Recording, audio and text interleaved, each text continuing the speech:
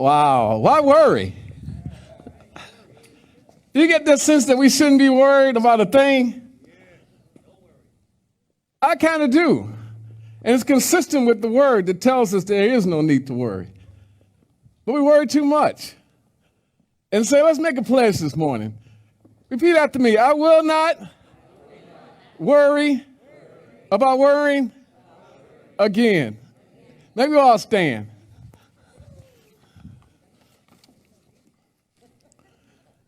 Now I'm kind of concerned because Reverend Wilman was talking about Thanksgiving in two parts of life. There's the thanks and there's the giving. And sometimes we confuse those two or we don't acknowledge those two. But they are components of life that are very, very serious. Thanks and the need to give. And so this morning, I want to focus us on the idea of we have power beyond our imagination. And because we have this power and it's lying dormant, we don't realize that we have full access to that power. Do you believe me? Do you really believe me? I'm going to test you this morning. Is that okay? But before, can we do an affirmation? Can we do an affirmation? All right, just repeat after me. I am divinely supported, and with God's guidance, I embrace the power of nevertheless to manifest abundance in my life. So I shouldn't worry about a doggone thing. You may be seated.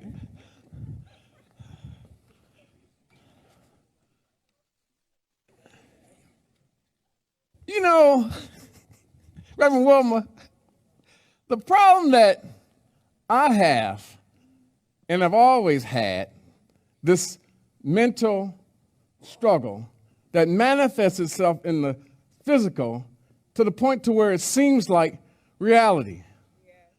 And maybe it's someone in this audience this morning that can relate to my struggle, my battle of not enough. You ever felt like you didn't possess enough? And so we say not enough. Can we say not enough? What do we not have enough of in the course of our life? The feelings and emotions that we have that lead us to the conclusion that not enough is where I am. We have these big goals and we want to manifest things, but then not enough appears like a stop sign and stops us in our tracks to manifesting the things that we want in our lives. Not enough. Think about this. Not enough time. Not enough money. Not enough sleep. Not enough energy. Not enough friends. Not enough confidence. Not enough opportunity. Not enough authority. Not enough freedom. Not enough flexibility. Not enough discipline. Not enough experience. Not enough joy. Not enough peace. Not enough wisdom. Not enough love. Did I leave anybody out? All of us. And this is just 16 things that we struggle with to lead us to thinking not enough. But then it manifests itself in an affirmation. I am not enough. Which is something that negates our power, dominion, authority. And so because we buy into these 16 things of not enough, we tend to take life on face value. Face value. And so you begin to think about these things and you begin to manifest them daily in your spirit by saying things like, whatever. It is what it is. Life, it'll do what it do. Anybody ever heard that? It'll do what it do. Oh, yeah, he did. But That's normalizing. That's normalizing a thought process that's inconsistent with who you are and who you're made to be. We make it sound like it's reality, like it's factual, and it's not. It is what it is. It'll do what it do. Whatever. How many times have you said whatever?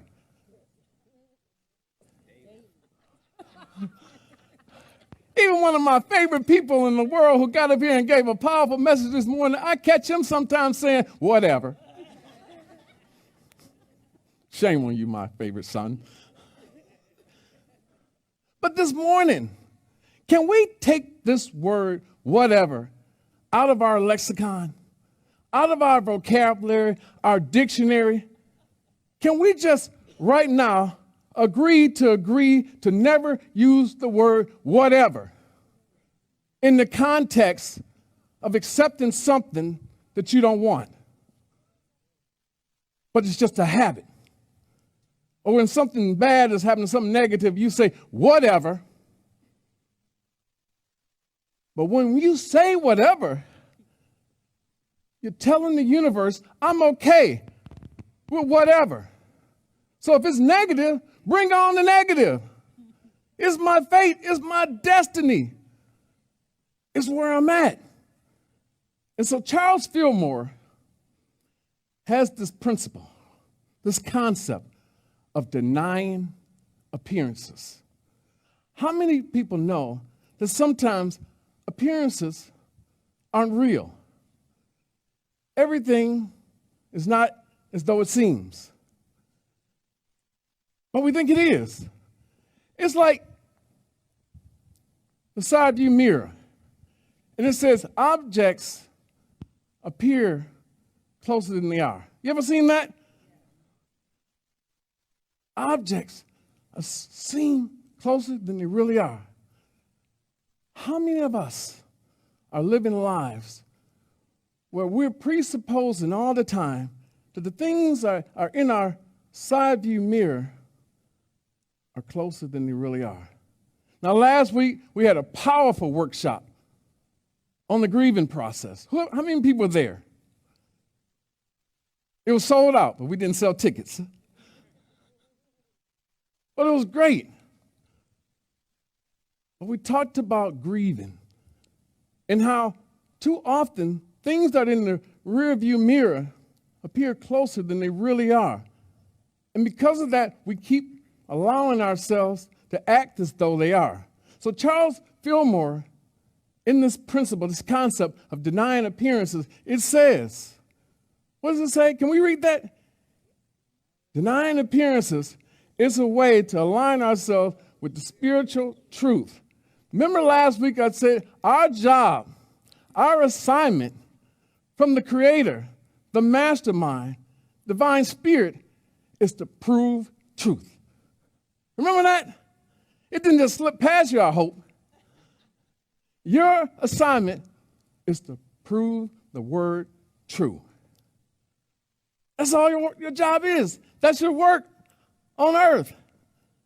Everything that you take in is your spiritual values, your spiritual principles. You're supposed to live a life that you prove them to be true.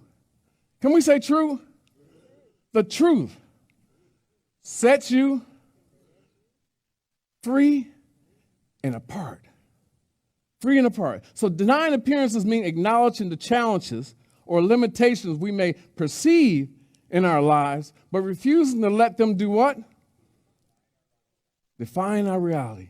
It involves recognizing that appearances can be deceptive and temporary, and choosing to affirm the eternal truth of our spiritual nature and the abundance that is available to us. I thought about that. I thought about that Charles Fillmore concept, denying appearances.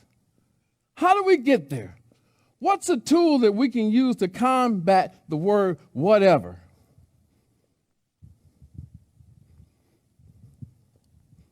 What is a word that we can use that's more powerful, that supersedes whatever? Not ever. Oh, I like that, Michael. No. Why don't we use this word? Nevertheless. Can we say that together? Nevertheless. Nevertheless. It's just a word, right? But it's a word that bridges the gap between perceived limitations, lack, to abundance. Now understand that. This is a word that leverages what you think is real and what is real. Nevertheless, no matter what, nevertheless. Now I want us to think about that word. Nevertheless, in spite of, aside from everything that appears to be real, approaching me, making me feel like not enough. If I can stand there and say, nevertheless, that's pretty powerful. Try it on. Because when you break that word apart, this is where I want you to be. Never the less. Whoo, I think I said something, Leah. Never the less means that never choose the lesser choice at hand.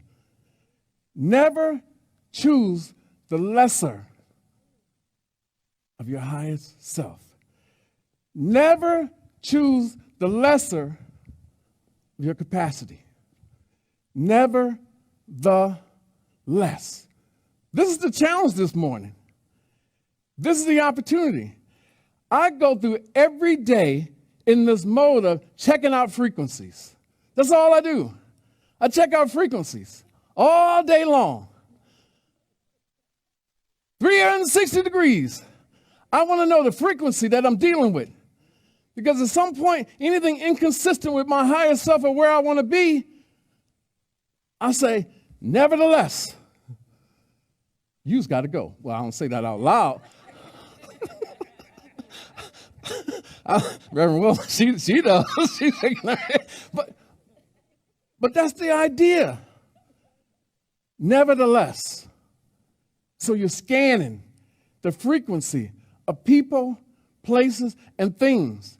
And you're making decisions. Will this serve my highest self? Is this consistent with the path that I want to be on? Is this going to lift me higher or take me to a lower place? Adam talked about hills and valleys, highs and lows. And the idea is I don't want anyone to give me less. And so I always say to everything, nevertheless. And so people give me bad news sometimes. You ever been in a situation where somebody just drowning you with bad news and you're trying to be positive and you're just trying to swim upstream from them and they just keep on throwing the water on you? And I'm just thinking to myself, nevertheless is greater. And so we think about this concept, and I want us to do something here. I want you to get that thing in mind that you keep telling yourself, not enough. I'm not enough. I don't have enough. I want you to get that in your mind right now. Does everybody have something in their mind? Something in their mind. Because this is the opposite feeling of the thing you want to manifest. And we always talk about that in the Mastermind Journal. And we give you the opportunity to write down what you want to manifest. But this is the opposite of that. This is the feeling and emotion that holds you back. Get in your mind right now. What is that thing, that feeling, emotion, the evidence that you're dealing with? Get in your mind. And then I want you to see it clearly, right in front of you. And I want you to say, nevertheless. Get in there. And let's go on 3. 1, 2, 3. Now this time, act like you got some power, dominion, authority over this thing and say, nevertheless. Now get in your head again. This is a tool right here. Charles Fillmore, denying appearances, but then he gives you a tool. But what I've done is taken it and use a modern day tool. I can do that too. This is like Jesus walked everywhere. I said, fine. That was years ago. I got a car now. And so in these times, we use terms like whatever, nevertheless. So in this moment, get that thing in your mind right now and then just call it out and say, nevertheless. On 3. 1, 2, 3. Nevertheless. That's where I want us to be this morning before we go into our pie contest. Nevertheless. Because if I don't win, nevertheless, I baked the pie that I'm proud of and didn't have any help. But when I say, nevertheless, I'm standing on principles that I believe to be true. Greater is the Christ in me than what I'm seeing. I can do all things through the Christ. Strengthens me. If God is for me, who gives a crap? Who's against me? I don't care. That is the gospel according to Glenn, as Reverend Coleman said. But if God is for me, I don't care who's against me. I don't care about the odds. It don't matter. I've seen upsets before. I've seen movies go from a terrible, depressing beginning to a triumphant finish. And so every day, I listen to people give me all the reasons why I can't do what I said I want to do. You ever get that? People give you 1,000 reasons why. Well, you know, you done aged out of doing that. I guess that's a politically correct way of saying I'm too old now, Brett. You aged out of that. You don't have a degree to do that. You don't have the resources to do that. You haven't exercised in years. Why start now? And all these things that people reinforce the negative, the limiting on you. Why do they do that? Because they're not willing to step out and say, nevertheless. And so I say, turn a deaf ear. Do that 360-degree scan that I do with everybody in every place that I go. And in the end, I say, you got to go. Away from me. I don't want to say away from me, old Satan, but no, I won't. But the idea is we have to move from the idea of accepting anything, the whatever, to nevertheless. That's all I want to leave you with this morning. Is to everything that you take in your spirit, your soul, your mind, your heart, evaluate it and use the tool, nevertheless. Can we do that? Can we reinforce where we started this morning? Can we do that affirmation again? And this time you have a greater understanding of where we're trying to go. Because as we approach the Advent season, every Sunday we'll come in and it leads into a surrendering process where we say on New Year's Eve, I'm ready to release and let go. But before we get there, we got to understand the journey that we're on. We talked about grieving, and we said last week, there is no time limit on grieving. But there is a time to get going.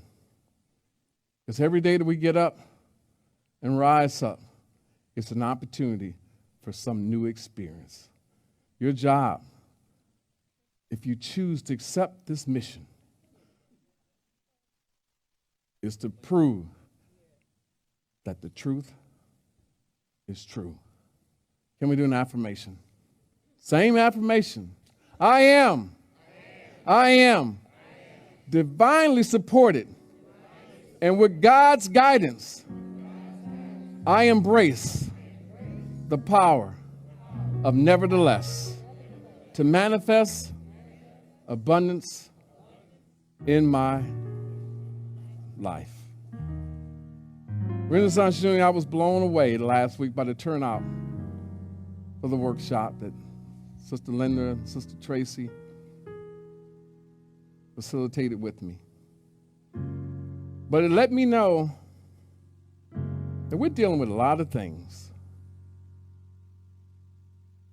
Some things that we struggle to release and let go. Some things that we want to get past, but we can't get past the past to move into the present. But as long as we find ourselves stuck in the past, there's no way you can occupy two spaces. The thing about it, we have a choice each and every day to decide how we want to live. In this holy season, I choose to experience nothing but the positive. Joy, peace, love, prosperity, and hope. And I hope to spread that to you. It was so funny. Last night we got together, Leah and I, and we began to put up these inflatables. She diagnosed me as having an addiction to inflatables. And Brett fed into that because he bought me this giant Rudolph the Red-Nosed Reindeer. Even put it on my lawn. And so last night, we started putting these up around 4 o'clock, and then looked at the clock, and it was 11 o'clock, and then it was midnight. And at one point, she looked at me and she said, "Boy, that's enough."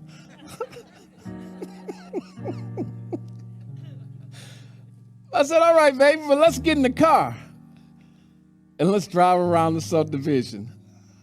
And so I drove around 3 times because, you got to get the full effect from different angles.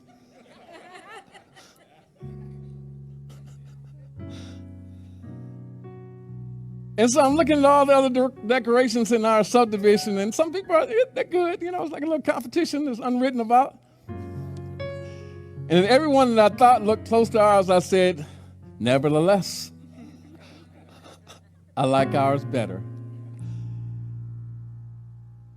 But I'm like a little kid this time of year, and Brett knows me. I get so excited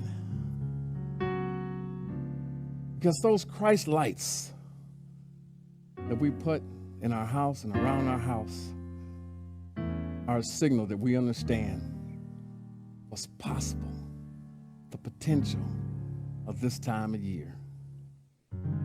And as a family, I want us to see that hope and that love and embrace it. And that concept of nevertheless, live it. And let it allow you to live through anything in your life that may be holding you back from your highest self.